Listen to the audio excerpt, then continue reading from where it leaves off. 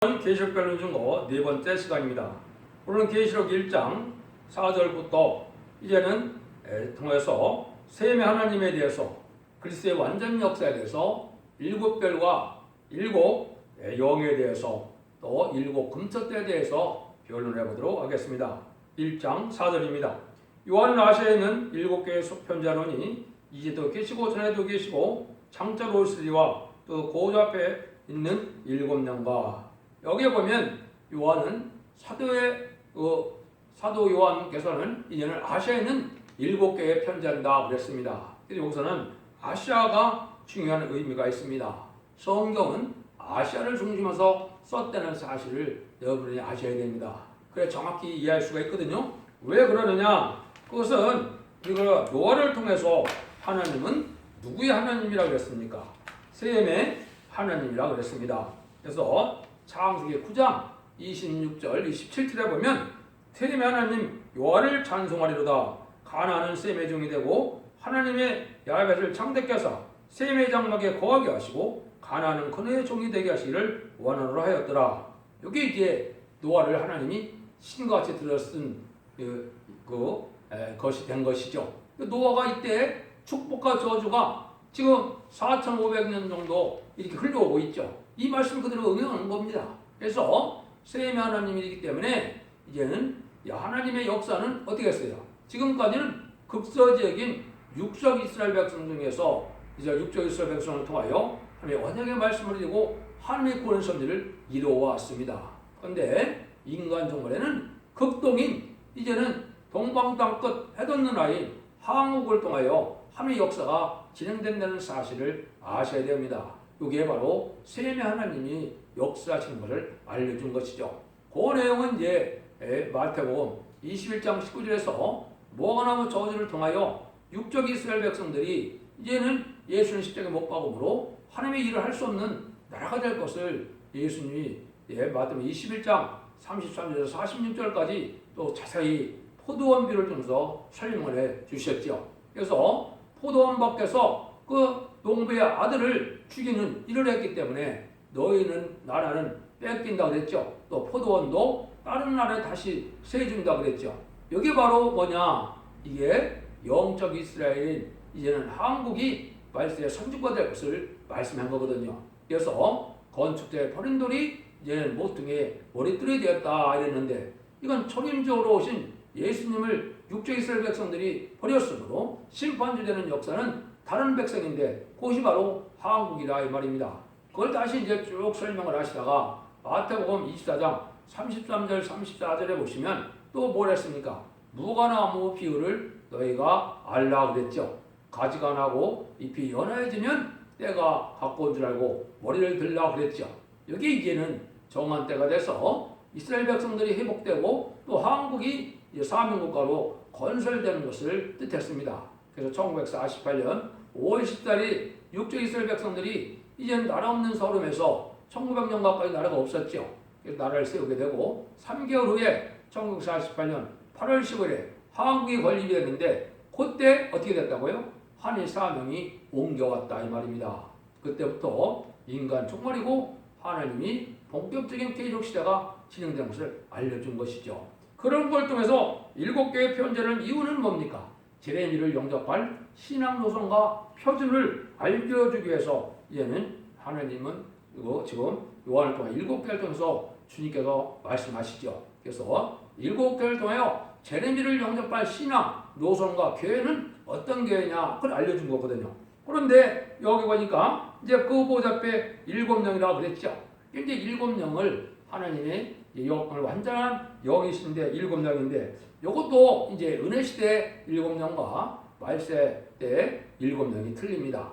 지금까지 7영은 이제는 하나님의 만민에게 부르는 성령의 시대인데 이제 7가지 역사로 이제 여러분들이 체험을 합니다. 그래서 이것은 첫 번째는 빛의 역사로 이제 체험하는 분도 있고 두 번째는 바람으로 이제 체험하는 정도 있습니다.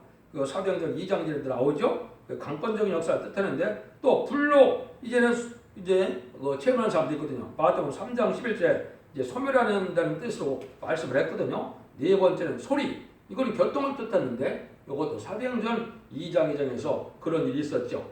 다섯 번째는 기름인데 기름은 진리를 뜻하죠. 이것은 요한일서 2장 20절에 보면 또 27절에도 나오죠. 이게 기름이 성령의 역사를 뜻했던 걸 알 수가 있습니다. 그 다음에 여섯 번째는 이게 비둘기 모습으로 나타나죠. 이게 화다를 뜻했는데 마태복음 16장 3장 16절 17절에 보면 이제 성령이 비둘기같이 말하는 것을 보여줬죠. 그 다음에 일곱 번째는 이제 생수로 체험을 할 수가 있습니다. 이건 소송을 뜻했는데 이건 요한복음 7장 38절에 있죠. 여기 이제 요한일서 2장 28절에 만민에게 보여주는 성령의 역사를 뜻하는 겁니다. 그러면 재림주님 오실 때 일곱 명은 뭐를 뜻하느냐? 이것은 이제 이사야 2절 3절에 보면 지혜, 총명, 모락, 재능, 지식, 경외, 판단의 신을 뜻했다. 이것은 남녀가 여종에게 부어주는 성령인데 요엘서 2장 29절에 보면 이제 환란 시대가 올 때는 남녀가 여종에게 하나님의 영을 부어준다 했거든요. 여기 이제 입맞은 자가 돼서 14만 4천 명의 변화성도인 말세의 사명자에게 주는 7명을 뜻한 겁니다. 이게 보호자 7명을 파대항한 변화성을 할 수 있는 이런 종이 되고 완전한 인격을 가져서 하나님의 삶을 감당케 함으로 죽음을 맛보지 않고 별승천되고 세세 왕권의 축도 받게 되고 아마겟돈에서 백마탄 군대가 승리가 되는 역사가 오거든요. 이것을 설명드릴 때는 이제 제가 별도로 자세히 설명드리는 시간을 갖도록 하겠습니다. 그런데 이제는 5절 6절에 보시면 충성됨증으로 죽은 자들 가운데서 먼저 나시고 땅의 임금들의 머리가 되신 예수 그리스도로 말미암아 은혜와 평강이 너에 있기를 원하노라 그랬죠.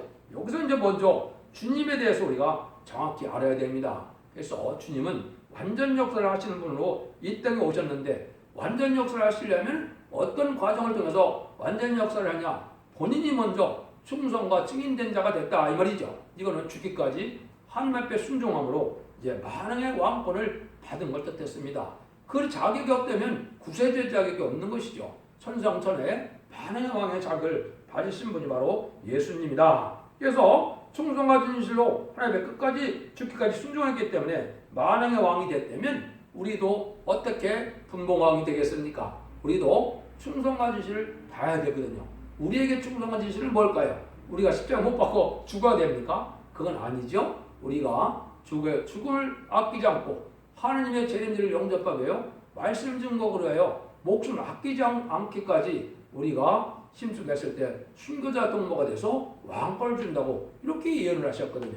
여기 이제 첫 번째 예수님의 완전 역사고 우리에게 또 가야 될 길이다. 두 번째는 예수님이 이제 자신은 이제 메시아 자격을 갖고 만왕의 왕의 자격을 가졌으니까 자기가 완전해졌는데 이제 어떻게 해야 돼요? 남을 완전케 해줘야 돼요.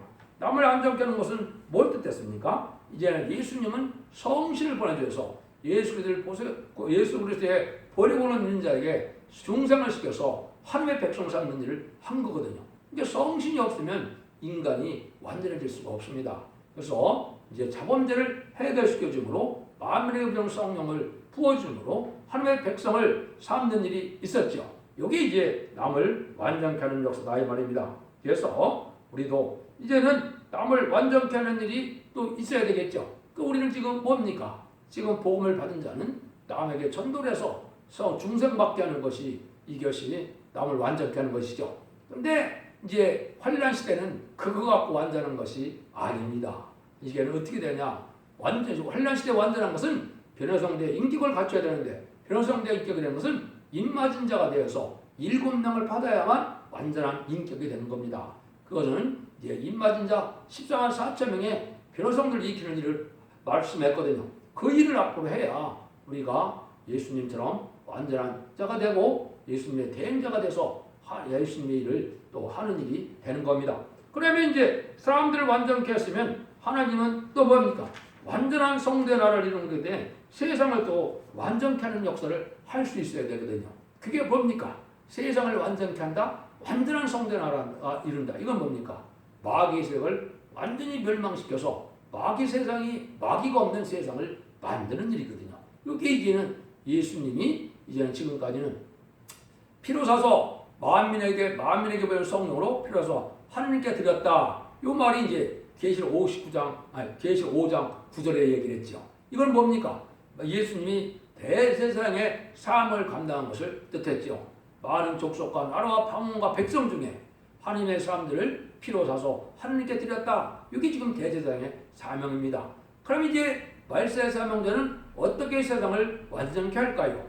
이것은 심판 권세를 받아서 이제는 마귀들을 완전히 멸망시키는 해야 완전한 성전 아래는 것이 이게 세상을 완전케 하는 역사거든요. 이건 어떻게 가능할까요? 입맞은 자가 되어서 피와 말씀대로 이긴 자가 되어서 백마땅 군대가 되어서 아마겟돈 때 최종 승리함으로 악인과 죄인을 다 멸망시킬 뿐 아니라 마귀들을 멸망시키고 마귀를 무적에 갖다 가두는 일을 했으면 이 세상은 완전한 성전 나라 이런 것을 회복시켜주는 일을 해서 하나님을 이루는 거거든요.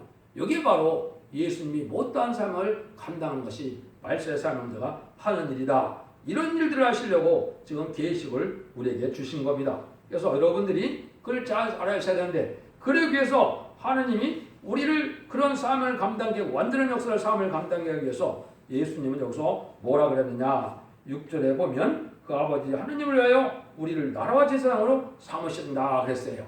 여기 이제 큰 비밀이 있는 거죠. 나라와 제사장을 삼는다. 이게 무슨 말이냐 이 말이죠. 나라는 왕권을 뜻했죠. 나라와 나라는 왕권을 지리권을 뜻하는 것입니다. 예수님은 만왕의 왕이 되고 이제 변화 성도들은 이제는 분봉왕이 되는 일이 벌어지거든요. 그게 왕을 삼는 일인데 근데 또 제사장을 삼으셨다 그랬어요. 그럼 우리를 제사장 삼는 일은 뭘까요? 아까 제사장의 사명을 제가 말씀을 드렸죠. 예수님이 대제사장인데 예수님 대제사장을 어떻게 했어요? 하나님의 백성을 마귀의 백성인데 하나님의 백성으로 만들어서 피로서 하나님께 드렸다 그랬죠. 여기에 이제 우리는 어떤 일을 할까요? 14한 4점의 변성도가 되면은 이제 제사장 삼으신 것은 이사야 66장 20절 21절에 보면 레위 족속과 이제 제사장을 삼는다 그랬거든요. 근데 그것이 뭐냐? 14한 4점의 변호성들을 통해서만은 새시대 백성을 갈 수 있다 이 말입니다. 그래서 거기 보면 정확히 뭐라 그러느냐? 모든 형제를 여호와께 예물로 드린다 그랬거든요. 이거는 이제 많은 계시록 7장 9절에 능히 있을 수 없는 큰 무리의 새시대 백성을 새시대로 인도하는 일이 바로 우리가 제사장에 삼는 일입니다. 그래서 우리가 먼저 이를 맡고 입맞은 자들이 택한 백성들을 구원해서 예비처 보호소로 인도했다가 예비처 보호소에 인도해서 아마겟돈이 끝나고 에덴론이 회복되면은 그때 나와서 하느님의 완전한 왕국인 성전 아래의 백성이 되는 것이 이게 우리가 제사장을 삼는 일의 삶을 감당하는 겁니다. 그런 일이 이루어질 걸 여기 말씀한 거거든요. 그 다음에 이제 그런 일을 하기 위해서 예수님이 7절에 보면 이제 고름을 가고 온다 그랬죠. 휴거에 대한 부분은 이걸 또 자세히 설명드리려면 시간이 많이 가니까 오늘은 시기에 대해서만 조금 말씀을 드리겠습니다. 참으로 많은 사람들이 혼란을 느끼는 것이 휴거의 시점이죠. 휴거는 그냥 이루어지는 게 아닙니다. 말세의 사명자가 완전히 사명을 감당하고 난 후에 이루어지는 거기 때문에 어느 단체에서 뭐 금방 휴거다 하는데 그거는 다 부질없는 얘기입니다. 그럼 휴거는 어떻게 앞으로 어떤 이틀 때 일어나느냐? 일단은 전삼년만에 들어가야 됩니다. 전삼년에 들어간다는 것은 이제 마지막 한 일에 전삼년만에 이제 말세의 사명자로서 완전 변론의 역사를 하게 되거든요. 그것이 전삼년만의 역사거든요. 그럼 전삼년의 역사를 어떻게 하느냐? 37개월 동안은 입맞은 14만 4천 명을 변화성들을 일으키는 해거든요. 그 다음에 그러면 5개월에 나는데 5개월에 황충에 난 때는 뭐가 되느냐? 얘는 육적 이스라엘 백성들이 일단 해결을 하게 됩니다. 무슨 해결을 할까요? 그들이 2000년 전에 우리가 못 바뀐 예수님이 바로 우리의 구세주고 우리의 메시아였구나. 그걸 해결해서 하느님의 백성을 이제는 다시 삼는 것이요. 지옥의 자식에서 하느님의 백성을 사서 세세의 백성을 삼는 것이죠. 그것이 이제 스가랴 12장 10절 이하의 예언이 되어 있습니다. 그런 일이 벌어지거든요. 그 다음에는 이제 누굴 또 구원해야 되느냐? 그러면 택한 백성들이 회개하는 용을 주셔서 회개하게 되는데 또 한 가지가 남은 것이 뭐냐? 이제 공산당 세력이 등장한 지가 102년이 됐는데 그냥 공산당 지역에 예수를 모르는 택한 백성들이 있다 이 말입니다. 그 사람들을 구원하는 역사가 마지막 구원하는 역사입니다. 그것은 계시록 11장 3절에서 6절처럼 증인 권세 받은 종이 땅으로 재앙으로 땅을 치는 권세를 받은 종들이 공산당 지역에 마지막 복음을 해서 회개하는 자들에게 예배치를 인도하는 일을 해서 구원이 완성이 됩니다. 그러면 전산면목사 끝나거든요. 그런 일이 벌어져야 예수님이 공중제립을 하시거든요. 그것이 계시록 11장 12절입니다. 그래서 그 일을 따고 나면 3일 반 쓰러졌다가 예수님이 공중에서 이리로 올라오라. 그때 올라가게 되거든요. 그러니까 그 시기가 적어도 지금으로 봤을 때는 2023년쯤이 됩니다. 그러니까 그냥 한 달 후에 두 달 후에 휴고대 한다고 수없이 몇 년 동안 다 그러는데 그거는 말이 되지 않습니다. 이 일들이 일어나기 전에는 휴고라는 일은 절대적으로 일어날 수가 없습니다. 그래서 하나님의 섭리가 그렇게 다 이루어진다는 사실을 아셔야 되고, 요 이제 휴고되는 자격을 갖추려면은 이제 이기는 자가 되고 인맞은 자가 돼야 되고 변화성찰 몸에 변화도 받아야 되고 이런 일이 있기 때문에 이거는 별도로 자세히 설명드릴 때가 있게 될 것입니다. 이런 일을 하게 되면 이제 여기서 다시 9절부터 보면 사도 요한이 큰 사명을 했죠. 사도 요한이 큰 사명이 뭡니까? 바로 재림절을 영접하는 신앙준비에게서 계시록을 쓰는 일을 했죠. 그래서 사도 요한을 통해서 이제는 예수님이 요한복음 21장은 너는 내가 올 때까지 머물두게 하는 사명이다. 그래서 재림주가 올 때는 이제 사도 요한이 쓴 계시록을 알지 못하면 절대적으로 재림주를 영접할 수 없는 겁니다. 그래서 이제는 예언의 말씀을 읽고 듣고 지켜야만 복을 받게 되는데 그 이유는 뭡니까? 지금까지는 자범죄를 해결해서 영권을 받는 시대이기 때문에 계시록을 몰라도 상관이 없습니다. 그렇지만 재림주를 영접하는 것은 원죄자 문제를 해결시켜주는 때니까 이제 계시록을 봐서 이런 것을 읽고 듣고 지켜서 원죄자 문제를 해결받는 그 은혜를 받지 못하면 재림주를 절대적으로 영접할 수 없거든요. 그렇기 때문에 이 중요한 일이 되죠. 그래서 그 사도 요한이 이제 충성된 증으로 올바르게 쓰임받은 것이 되죠. 그래서 그걸 또 다 설명하려면 시간이 많이 가니까 이제 사도 요한은 어떻길래 이제는 그렇게 훌륭한 일을 했느냐. 어떻게 보면 사도 요한이 가장 위대한 삶을 했다고도 볼 수 있는 것이죠. 물론 이제 사도 바울도 그렇긴 했죠. 사도 바울도 인간으로서는 참 훌륭한 삶을 한 분이죠. 두 분을 꼽는다면 아마 사도 요한과 사도 바울이 될 것입니다. 근데 이제 여기서 사도 요한은 첫 번째 어려운 하나를 통과시켜서 참음에 동참한다 그랬죠. 그러니까 인간 영혼에 하나님의 쓰임 받으려면 이 참음이 있어야 됩니다. 첫 번째 말세사명제의 덕목은 참음입니다. 참음이 없는 사람은 크게 쓰임 받을 수가 없고 큰 왕권을 받을 수가 없는 게 영적 원리입니다. 그래서 이것은 우리가 많은 시련과 연단을 통해서 마귀 세력한 때 여러 가지 일을 겪음으로 이제는 참을 수 있는 인격이 되어야 된다 이거든요. 그것들이 많은 환난을 겪게 된다 이 뜻이거든요. 이것이 뭐예요? 12제자 중에 가장 오래 살았지만 가장 어려운 일을 겪었거든요. 기름감에 들어가게 되고 판모섬에 또 유배되게 되고 이런 일들이 사도 요한의 인격을 해서 그 인격이 장성됨으로 이제 계시록을 쓰는 영광을 누렸다 이렇게 볼 수 있는 것이죠. 그래서 디모데후서 2장 11절에 보면 참으면 또한 함께 왕노도 할 것이요 그랬죠. 그러니까 참아야 왕권을 받을 시단 사점이 된다 이 말입니다. 그런데 사람들이 어떻습니까? 고난이 오고 시련이 오면 다 싫어하거든요. 그럼 왕권 받을 자격이 없어요. 여러분들은 그건 철칙이거든요. 그 다음에 이제 세 번째는 자기 사명을 해요. 끝까지 노력한 자다 이 말이죠. 나이가 제일 오랫동안 살았죠. 근데 계속 고생만 했거든요.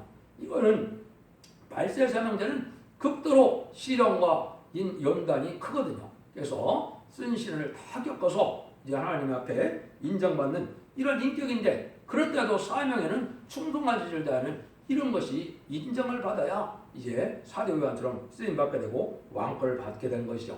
이제 네 번째는 뭡니까? 성신에 감동했다 그랬죠. 10절에 성령에 감동한 것은 주의 일은 성령의 역사가 없으면 아무 소용이 없는 겁니다.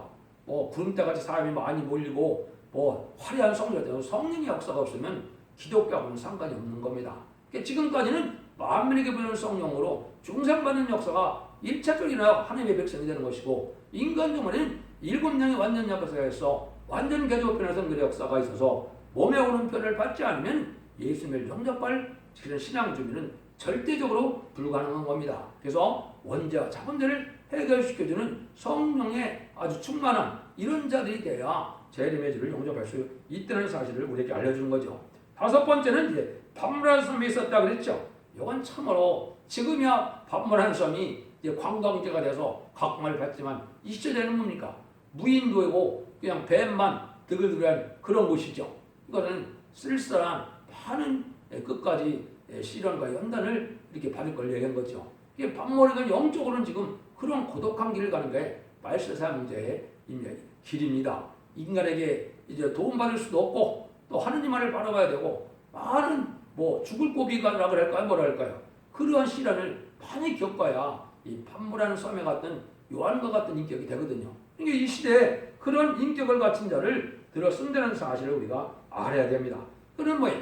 이 하나님의 사명에서는 마땅히 가야 될 곳이고 마땅히 해야 될 곳이 행할 것이 있는 거거든요. 이걸 거부하면은 말하면 살 수 있는 자가 어떻게 하는 거야? 조금 어려우면 뭐 자빠지고 조금 참을 일이 오면 안 하고 자기가 그냥 이거 갖고는 말세사명이 될 수가 없습니다. 이걸 다 이겨나가서 끝까지 감사함으로 모든 시련과 연단과 고난을 받아들일 수 있는 인격이 돼야 사도요한처럼 쓰임받는다. 이걸 또 우리에게 보여줬다. 이렇게 보시면 밤모섬에서 승리한 사도요한의 일을 우리가 알 수가 있다. 그 다음에 이제 11절에 보면 7교회에 대한 편지를 했는데 이거는 아까 제가 말씀을 드렸죠. 이거는 재림절을 영접할 신앙 준비를 어떻게 해야 되느냐. 첫 대교회는 어떻게 나오는가. 그걸 알려줬고 세 번째는 뭘 알려줬느냐. 이제는 이기는 자가 받을 축복이 뭐냐. 한마디로 에덴 동산의 축복을 받게 된다. 죄 때문에 이제는 에덴 동산에서 쫓겨났으니까 죄의 문제가 그러니까 죄가 없는 자가 되고 또 생명과도 먹을 수 있는 자가 되고 또 왕권을 받을 자가 되고 이런 자가 다 되는 것이 이제 7교회에서 이기는 자의 복을 우리에게 알려준 것이죠. 그러니까 7교회에 대한 것도 아주 중요합니다. 그래서 7교회 중에서 첫 대교회는 어떻게 나오느냐. 예배소처럼 사랑이 떠난 그러한 교회에서 쫓겨남을 당하고 이제 서만할 교회처럼 이제는 많은 시련과 연단 중에서 충성가지를 대해서 하나님의 인정을 받게 되고 빌라델피아처럼 열릴 문이 있게 되고 적은 능력으로 말씀을 지켜나가므로 열릴 문이 있어서 멸류관을 받는 교회가 이게 첫대 교회인데 그것이 바로 빌라델피아 교회입니다. 그래서 이거는 재림을 영접해서 10만 4천 명이 나오는 교회인데 그 교회는 10만 4천 명의 멸류관을 받는 자들이다. 그거는 세세 왕권을 받는 교회가 바로 첫대 교회다 이 말이죠. 그 다음에 이제 10절부터 16절까지 보면 이제 만왕의 왕이 예수님을 보게 되죠. 근데 이때 이제 사도 요한이 가장 주님의 사랑을 받은 자인데도 주의 품에 안겼던 사람인데도 만왕의 왕으로 오신 예수님을 보니까 죽은 자처럼 됐죠. 이게 바로 뭡니까? 재림주는 일반적인 인간의 성정을 가지고는 재림을 영접할 수 없다는 사실을 보여준 겁니다. 이게 원자적 문제가 해결받아야만 재림을 영접할 수 있는 걸 알려준 거고 이것을 이제 알려준 것이 바로 마태복음 17장에 보면 변호사성에서도 말했죠. 그런 일이 있었죠. 만왕의 왕으로 오는 예수님이 오는데 요한과 이제 야고보와 베드로가 갔는데 거기도 이렇게 죽은 자같이 쓰러졌죠. 이것도 역시 뭡니까? 재림을 영광에 오르시는 예수님은 이게 12제자들에도 이게 영접이 안 되는 겁니다. 왜 안 됩니까? 원죄적 문제를 해결받지 못했기 때문에 그걸 우리에게 보여준 겁니다. 그런데 예수님의 모습이 여러 가지 되는데 그걸 다 설명드릴 수는 없고 이제 뭐라고 합니까? 12절에 보면 7 금set 대사를 봤는데 첫 대사에 인자가 오신다 그랬죠. 예수님이 어디에 지금 나타납니까? 금첫 대사에 나타난다. 이게 이제 큰 비밀입니다. 이것이 7장 20절에 보면 7별의 비밀과 7 금set대의 비밀이 있거든요. 이게 이제 인간적 말에 재림을 영접할 제단과 교회는 어떤 교회인가를 알려준 것이죠. 이걸 간단히 설명하면 금set대라고 하는 것은 뭘 뜻했느냐? 이거는 재림을 영접할 이제는 제단이 따로 있을 걸 얘기한 겁니다. 그 제단이 뭐냐? 이것이 스가랴 4장 예배 순금등대의 제단이다 말입니다. 변한 성도를 일으키고 7명의 완전 역사가 나타나고 금기름을 이제 받을 수 있는 그런 교회는 바로 순금등대 제단이라는 것이 스가랴 4장에 있습니다. 그래서 재림을 영접하려면 반드시 순금등대 제단에 나오는 7명의 완전 역사와 금기름을 받아야만 10만 4천 명이 될 수 있는 겁니다. 그 다음에는 이제 이게 7교회라는 말을 썼죠. 7 그런데 16절에 먼저 보니까 뭐랍니까? 예수님이 오른손에 7배를 붙잡았다고 했죠. 이게 또 중요한 의미가 있는 것이죠. 10만 4천 명 되려면 주님 손에 붙들린 자가 아니면 안 되는 겁니다.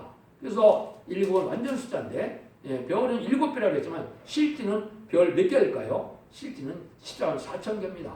14만 4천 개가 예수님의 손에 붙들린 자가 돼서 14만 4천 명의 별성도가 돼서 궁창의 별같이 빛난다. 그것은 어디에 나와 있습니까?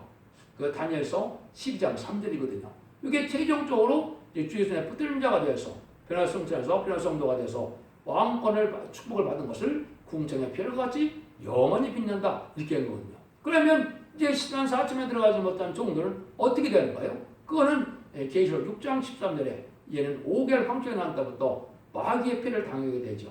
마귀의 패를 당하다가 이제는 호성전말에 빠지고 호성전에 빠지면은 짐승의 패를 받게 되고 짐승의 패를 받게 되면 이제는 대접재앙 때 심판을 받게 되는 거죠. 그래서 아마겟돈 때는 완전 다 멸망이 오는 것이죠. 그것은 어떻게 예언이 되나요? 그건 계시록 6장 13절에 보면 대풍에 선 무화과 나무가 다 별들이 떨어지는 것처럼 별들이 다 하늘에서 떨어진다 했거든요. 이게 이제 종들이 받는 환란입니다. 입맞은 자의 듣지 못한 그 별들인 하나님의 사명자들은 다 이렇게 망하게 될 것을 말씀을 한 겁니다. 이것이 이제 7별의 또 비밀인 겁니다. 그래서 7첫 때는 이제는 뭐예요? 완전한 첫대기 역사를 뜻했죠. 재림들 영접하는 교회다. 그래서 여기에 이제 7교회에 대한 것을 다 7첫대 사이에 7첫대 사제에게 말씀하시는 거로 되어 있거든요. 재림주의 모습으로. 이거는 7첫대가 완전한 하나님의 대응자가 돼서 이제는 재림주를 영접할 신앙 준비를 시킬 수 있는 인해권들을 받은 종이요, 철장권들을 받은 종이요, 이제 청량하는 역사는 족을 뜻한 거거든요. 그래서 7명의 완전 역사는 첫대기를 통해서만 재림주를 영접할 수 있다는 사실을 계시록 이제 2장, 3장, 1장에도 그렇고 또 계시록 11장 4절에 보면 두 강남 넘어 두 첫대다 그랬죠. 그래서 이것은 첫대기에만이 원죄자분들을 하게 해서 재림을 영접할 수 있는 그런 교회가 된다는 사실을 알려준 겁니다. 이거를 이제 차차 모든 성경을 다 변호할 시대 이제 이현석 이쪽도 다 변호할 뿐이 아니라 이 계시록도 자세히 이제 2장부터 변론하게 되면 그 변론을 통하여 재림을 영접할 신앙 준비를 할 수가 있고 신방 환난 날에 죽지 않고 섹시하고 죽지 않고 변을 승천하는 그 비밀을 알게 되고 거기에 충성한 지를 되면 왕권을 받는 자들이 되고 거기에 말세의 복음인 그 변론의 앞에 순종하면 이제는 죽지 않고 새 시대에 가서도 1000년 동안 죽지 않을 몸으로 변화받는 것이죠. 여기 이제 하나님이 구원의 역사를 진행하시는 마지막 비밀의 역사다. 이것들을 이제 여러분이 잘 분별하셔서 이제는 여러분들도 궁성의 별과 같이 빛나는 종도 되고 또 자손만대의 축복을 누리는 지금까지 자손만대의 축복을 누리는 자가 없었거든요. 근데 성경에는 분명히 그런 축복의 약속이 하셨거든요. 이게 이제 바로 변화성도들에게 그 자손만대의 축복을 받는 그 축복이 내려온 거니까 인류 역사상 가장 복을 받을 때가 지금이다 이 말입니다.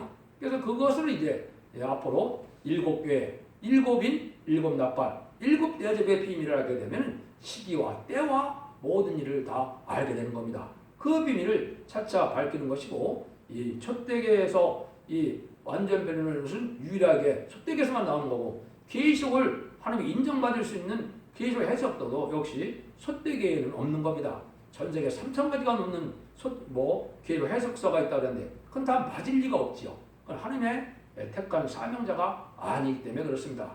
여러분들이 용기를 잘 분별해서 여러분들도 신방과 환난쟁년에 죽지 않고 새 시대 가고 죽지 않고 변화성자는 자손만대 축복을 드리는 복된 종들과 성령들이 다 되시기를 예수님으로 간절히 축원드립니다. 아멘.